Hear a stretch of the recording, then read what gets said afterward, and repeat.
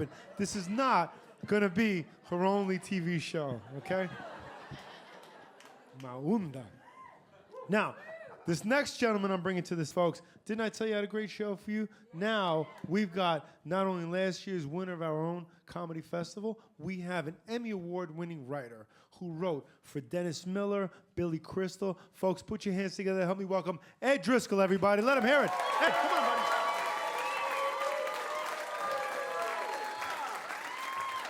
Thank you. Hi. Oh, do you mean that? All right, good. Thank you. Nice to see you all. It's great to be here. Always love coming out this way. I was just in Vegas, where I appear quite a bit. So if you're ever out there, please come see me. And have you heard of Win?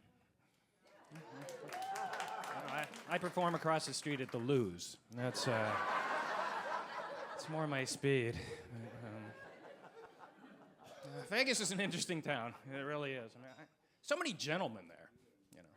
I mean, the only reason I know is because there's clubs for them everywhere you go, right? It's like, gentlemen's club, gentlemen's club. I'm like, wow, what are the poor gals do in this town? I don't know. I mean, I've never been in one, but I just assume it's a bunch of guys in monocles, smoking cigars, discussing world affairs. Maybe I'll stop in sometime. It's weird just being up there now in December, for Christmas time. I was thinking, like, how do they decorate Vegas for Christmas, What do they take lights down? It's not traditional, And I'm like, what do you guys do? And they're like, oh, we have hot cocoa. And it turned out to be a dancer, so that was not. It's not what I meant,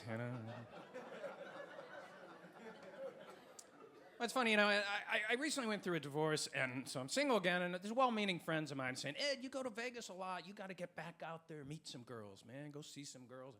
Go see one of those strip shows. Go see that show, Crazy Girls. Yeah, I got to be honest with you. At this stage of my life, there's nothing enticing about a show called Crazy Girls, okay? Are there any shows called Mature, Emotionally Stable, Self-Sufficient Women? That sounds hot.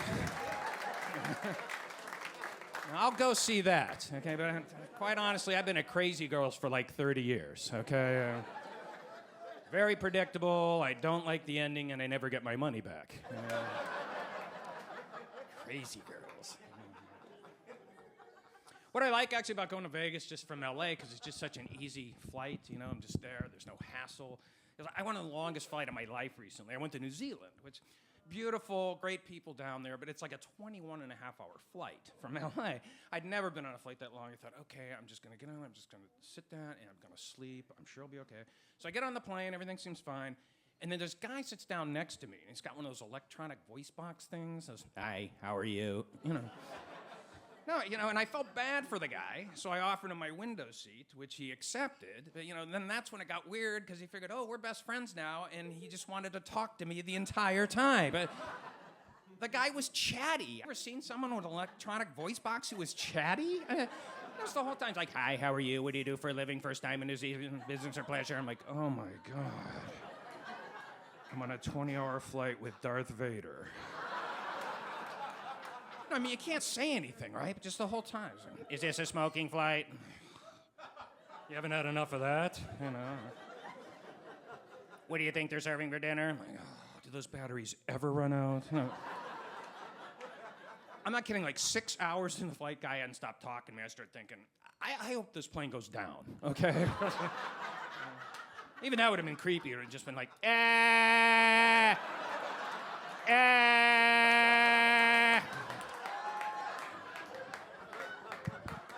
You're a sick crowd, but I appreciate that very much. But shame on all of you for laughing at that. What's wrong with you people? I don't know. I hate travel, and I do, and for me, it's just all the security at the airports. I know they're trying to keep us safe and everything, but I got to be honest with you. I'm a really impatient person. I much rather be martyred than inconvenienced, okay? I don't care. I don't want security. They need an airline for guys like me. No security airlines, right?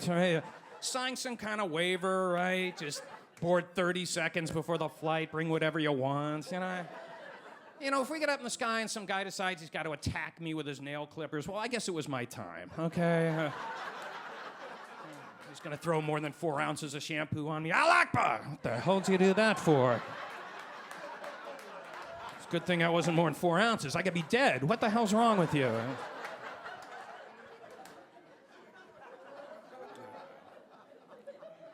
You know, and the airlines know it's a drag to travel, and they try to have their chipper little slogans, you know, but we're not buying it. You know, we'll never screw you. We're virgin. Yeah, I get it. Haha, you know. Actually, what I hate most about traveling now is having to get my ticket online. And the worst part of that is having to use the pull-down menu for the year of your birth. Okay, it's just to make you feel bad about yourself, all right? No, all right, you can type in the date, right, in the month, and also like... 3 cherries popped out last time. I'm like, how far down does that go? I never had the nerve to look, you know? And they got people calling for, you don't have my birth year of 1890. Do I bring my own goggles? It's like... And I mean, I don't feel I'm old till I do that, you know?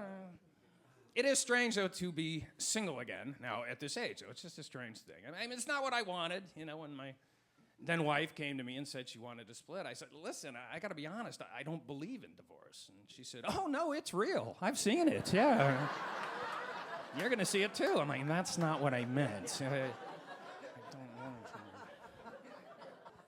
to. Divorce, unfortunately, is very common, you know, but it's weird. There's still a stigma involved with it, which is kind of amazing to me. Like filling out forms. I don't know if you've seen. Sometimes forms will actually say, single, married, divorced. Why? Right? I mean, you're either single or you're married, aren't you? I mean, why is that anybody's business? Right? I'm filling this one out the other day. It's like, single, married, divorced. I'm like, divorced. Was it your fault? Yes. What did you do? Add more paper if necessary. I'm like, look, just take this back. I really don't want a library card that bad, okay? Never mind.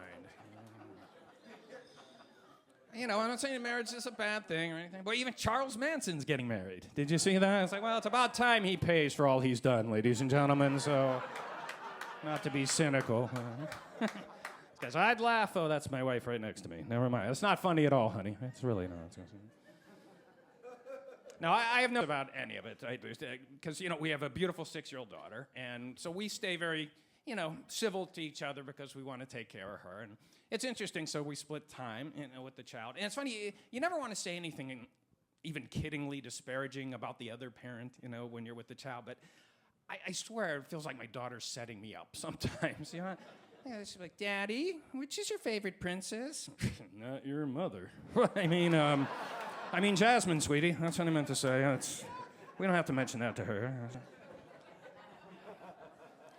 No, it's hard, you know, I mean, because she's smart. She asks good questions. I try to answer, and she's like, Daddy, how come you and Mommy don't live in the same house together anymore? And I do my best to explain, and it just leads to more questions. And she's like, well, Daddy, what is a sociopath?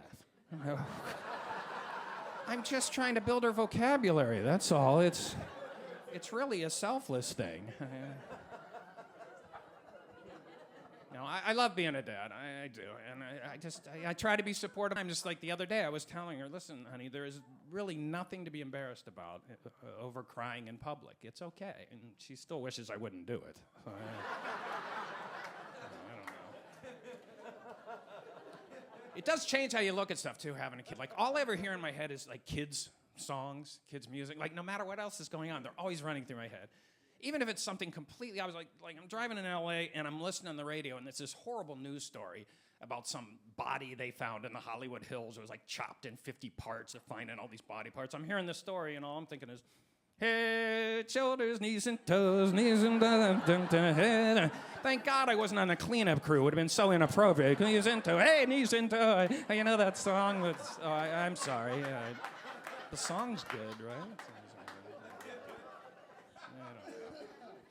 Sorry, I know it's a little dark, but it doesn't seem to be bothering you folk. I will say that.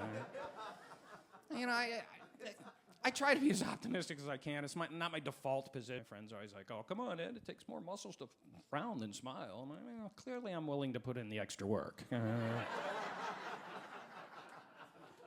can't help it. There's stuff out there to scare you all the time. If you guys seen this ad now for about methamphetamine. It's called Faces of Meth. Have you seen it? It's a public service message, and they put these actual meth addicts on there, and it's horrible. And you know, there's like sunken, hollow eyes and rotted out teeth, and the message is supposed to be, you know, hey, this is the dangers of meth. And I see it on the TV, and I'm thinking, well, you know, this could actually accidentally be an advertisement for meth. Because I'm watching this thinking, boy, you know, if these people look that terrible and don't care, how good must that meth be? And like, yeah, I look like this. Go ahead, put me on TV. I've never been so happy. It's like they should just be careful with it. Of course, who even watches commercials anymore, right? Everybody whips through them with their DVR. And the thing I kind of like on DVR is being able to pause live action and back up, you know. Because half the time, like, somebody will say something, you don't understand what they said, and like, oh, that's weird, you know, and you back it up. But that can lead to amazing frustration, like when you back it up several times and still can't understand what they're saying. You ever do that? I was like, I'm watching this detective show the other night. A guy walks in and goes, yep, I got to tell you, Dwamordity. And I'm like, huh, that's weird. I'm going to back that up. Yeah, got to tell you, Dwamordity. I'm like, what? He's saying Dwamordity. That's what he's saying. So they put like the closed caption on, you know, and they're phonetically, Dwamordity. I'm like, what? This is ridiculous. And I ended up like calling the network. I'm like, do you have a script for that detective show? And she's like, oh yes, you can pay cash, check, or Dwamordity. Stop using that word. That's not a real word, lady. There's no Dwamordity. I don't know what that is. I don't do good with tech stuff. I just don't, you know. I mean, it's come to the point now that they've made tech so developed that it's now as rude as humans are to you. That's what I like, right? And I don't, but like, you know, it used to be bad enough when you'd call in and let's say you wanted to check on the status of a flight or something, right? And you'd have to poke in all the numbers, you'd punch them in, as they say. Now you have to talk to the computer as if it's a human, right? And if anybody else is in the house and overhears you talking to it, you sound like a complete moron. You know, it's like, yes. Domestic. Yes. Arrivals. Kill me. With a gun. It goes on and on. Stuff that seems to have nothing to do with what you're calling about. I mean, like, boxers. Heterosexual. Yes, I'm sure. Attitude. Now, you know what electronic thing has the worst attitude? Is Google search.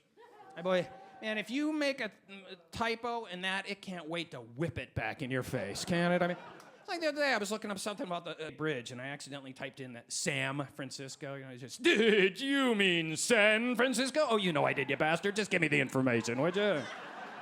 What, are we married? You know that's what I meant. And now Google has that hellish thing where as you type, it'll try to guess what you're going to type, right? It's like dealing with an impatient 5-year-old. It's like, Santa Barbara, Santa Claus, let me finish typing, would you? Let me finish typing it, then you can tell me what an idiot I am for misspelling it, okay? That's the deal we're making here. I know. A lot of stress. It just is. I don't know. I'm sorry. I don't mean to be so grumpy, especially around the holiday time. But I tell you, I'm seriously sleep deprived. I got this dog that lives next door, and a family too. I mean, it's not just a dog living in the house. A few dogs can afford their own home in this economy. But this dog barks all night long. All night long. It says,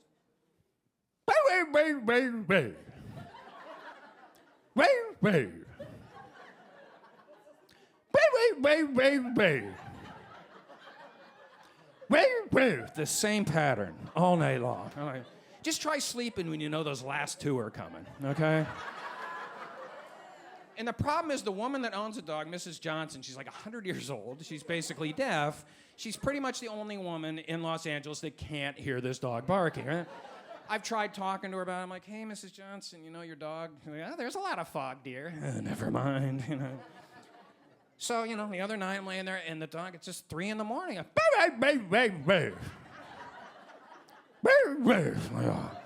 like, I can't take this anymore. So I took a hot dog and some Benadryl.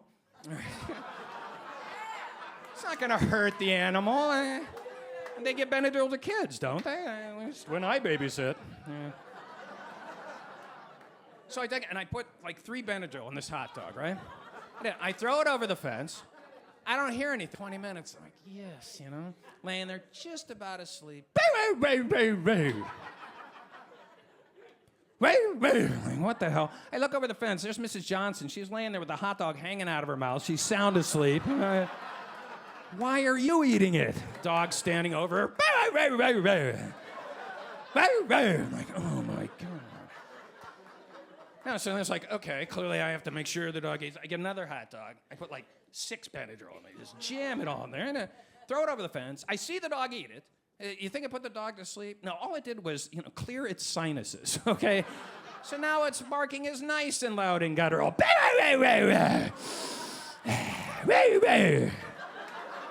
Thanks, Ed. Have a good night of sleep, buddy. I was like freaking out at this point. I got another hot dog. I'm telling you, it took like 15 Benadryl. Just jammed it all in there. And I ate the hot dog myself. And that was great. You know, why I didn't do that to begin with, I don't know, folks. Hey, folks, you've been fantastic. Thanks very much. Take care. Good night.